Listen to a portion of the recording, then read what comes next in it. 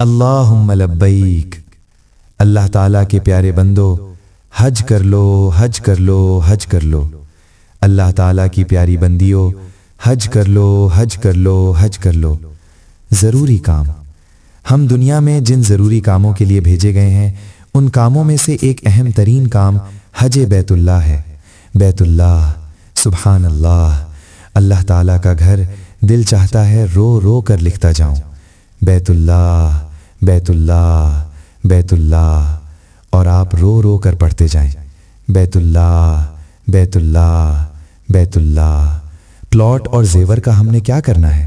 بیت اللہ تو جنت کا ٹکڑا ہے، مالک کا احسان کہ ہمیں دنیا میں یہ عطا فرما دیا۔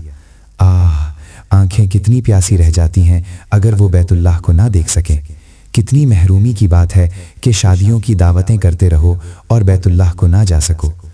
تھوڑا سا سوچو، ہم نے زندگی میں کتنی بار اللہ تعالیٰ کو ناراض کیا، کتنی بار ایسے کام کیے جن کو دیکھ کر محبوب مالک کو غصہ آتا ہے۔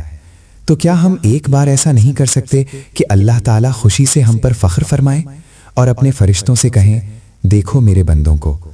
یہ خاص لمحہ اور خاص منظر 9 ذی الحجہ کے دن عرفات کے میدان میں نصیب ہوتا ہے۔ صحیح حدیث میں آیا ہے کہ جب عرفات میں حجاج جمع ہوتے ہیں تو اللہ تعالیٰ ان کے قریب ہو کر فرشتوں کے سامنے ان پر فخر فرماتے ہیں۔ عرفات ہم سے کتنا دور ہے؟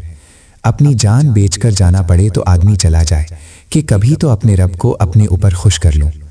ایک جہاد کا میدان اور دوسرا حج کا میدان، دنیا میں کوئی جگہ ان کے برابر نہیں۔